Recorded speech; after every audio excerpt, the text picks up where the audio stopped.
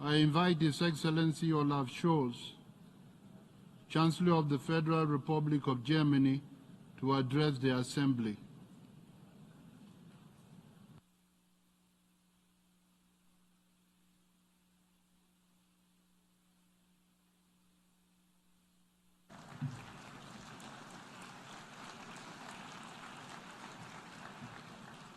Mr. President, colleagues, ladies and gentlemen, I would like to thank all the previous speakers, especially the youth representatives, for their important input. It is for them, the youth around the world, that we have come together today. It is about their hopes for a better world. It's about their future. A special word of gratitude goes to you, Mr. President. Your leadership has proven of vital importance. At a time of great tension and uncertainty, we need the Pact for the future more than ever. The previous speakers have already explained how deeply our fates are linked by the global challenges we are facing. War, climate change, poverty and hunger, impediments to free and fair trade, global health threats, technological developments such as AI, which, as well as huge opportunities, also harbor the potential for abuse and for exacerbating economic imbalances. The Pact does not just acknowledge these challenges. It expresses our commitment to confronting them, not alone, not one by one, but together, East and West, North and South. The Pact for the Future can serve as a compass for us, a compass whose needle points towards more cooperation and partnership instead of towards more conflict and fragmentations. A compass guiding us to a more just, inclusive and cooperative world. The Pact shows our determination to restore trust in our common institutions.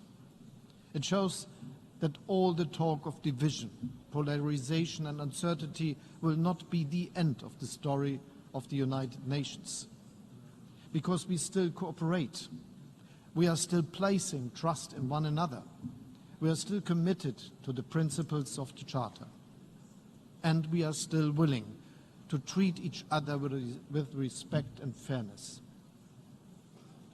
Respect and fairness, these principles have also been guiding us, Namibia and Germany, as co-facilitators of this pact. We come from different continents. Our political and socio-economic situations differ, and yet we manage to work together as friends. Thank you, President Mbumba, for your friendship and for the excellent cooperation. I also wish to thank everyone who helped us to carry the negotiations so far. The text before us today is the achievement of the countless men and women who overcome fatigue, the occasional feeling of frustration, political and ideological divides to achieve this global consensus today. You have proved that multilateralism is alive, that we can find common ground.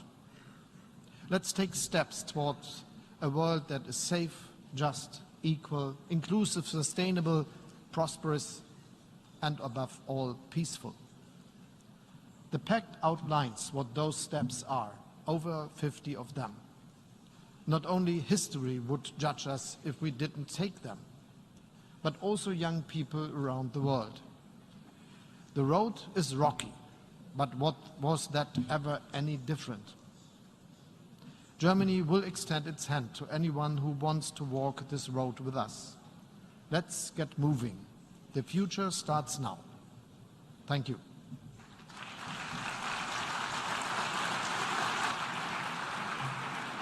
I thank the Chancellor of the Federal Republic of Germany.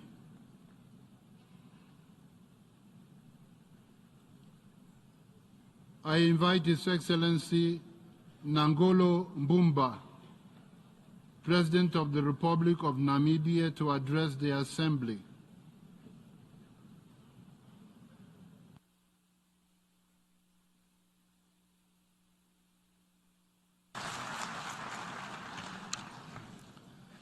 Your Excellency, Philémon Young, 79th President of the General Assembly, Your Excellency Antonio Guterres, UN Secretary General, Excellencies, Your Excellency Olaf Scholz, Chancellor of the Federal Republic of Germany, representative of the youth, distinguished delegates.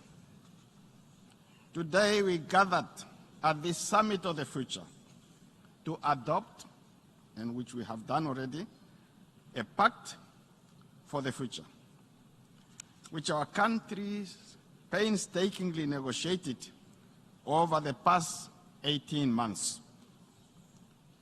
We all are differently impacted by the weight of this historic moment for our global community under the United Nations.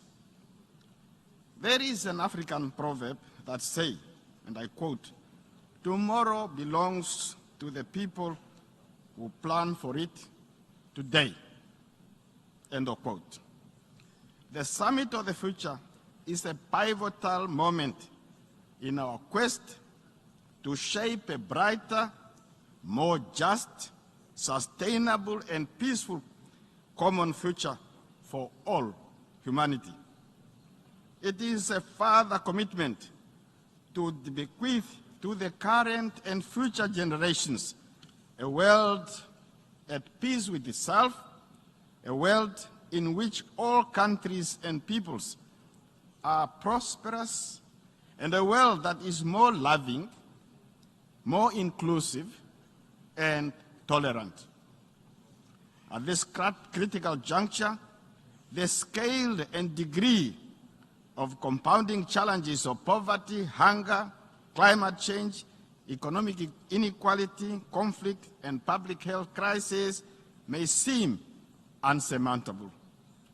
However, this summit equally presents a historic opportunity for the nations of the world to combine their strength and resources and confront these crises head-on.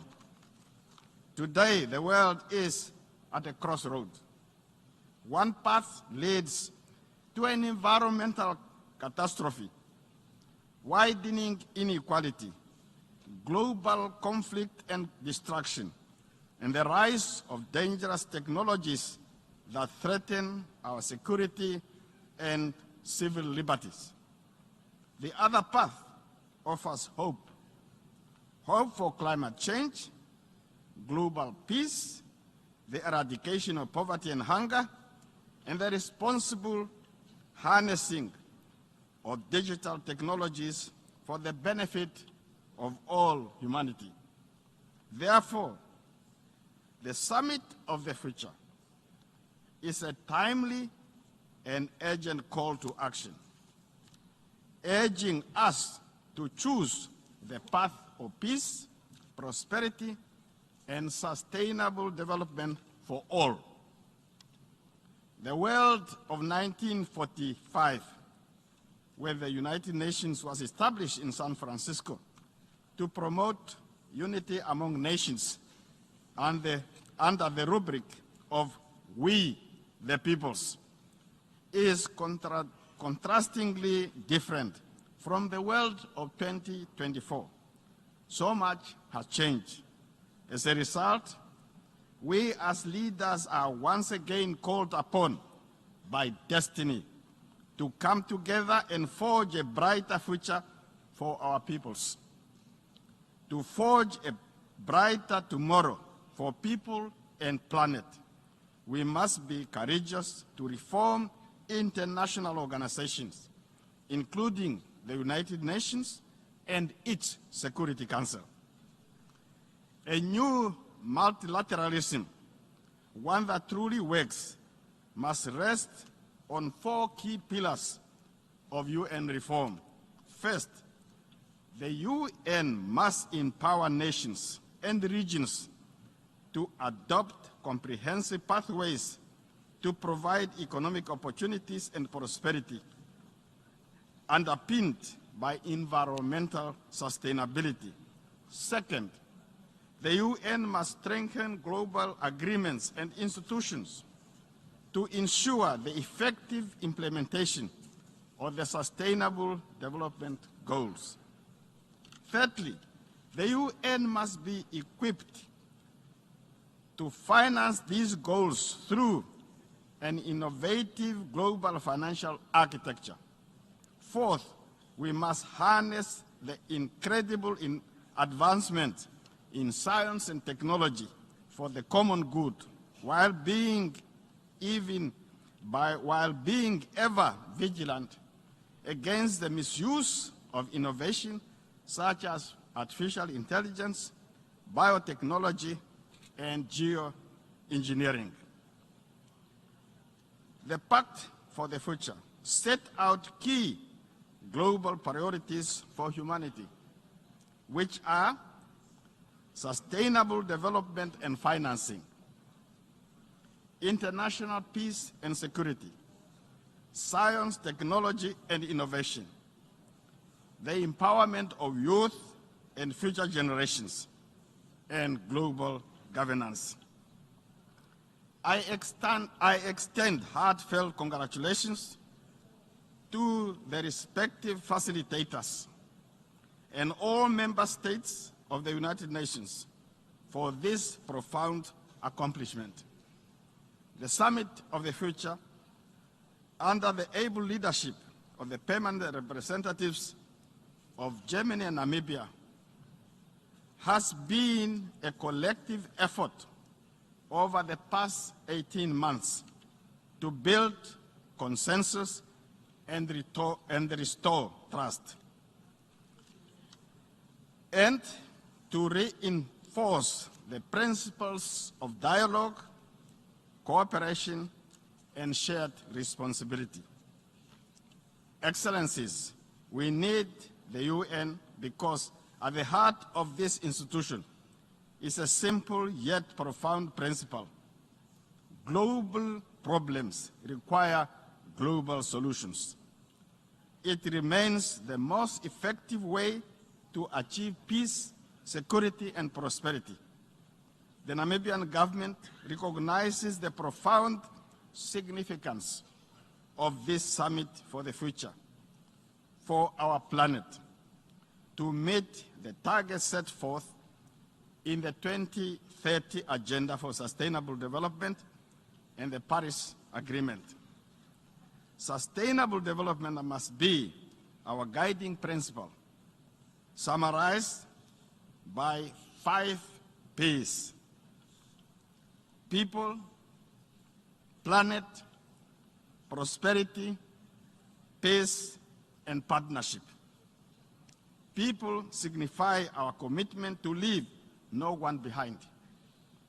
Planet signifies the urgent need to live within planetary boundaries.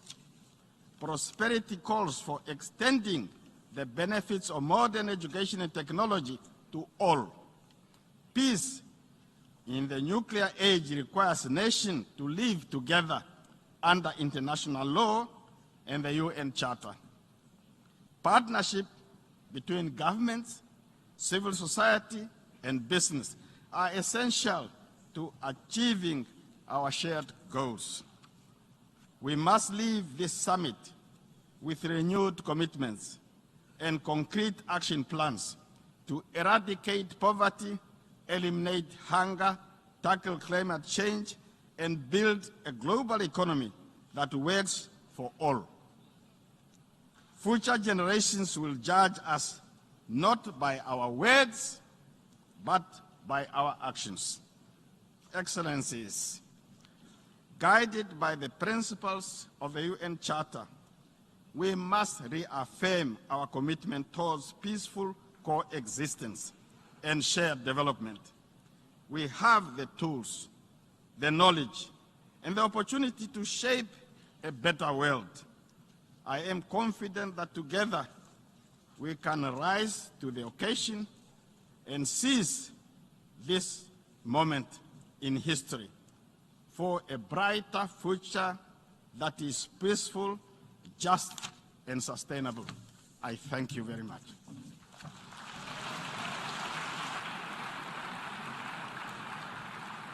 I thank the President of the Republic of Namibia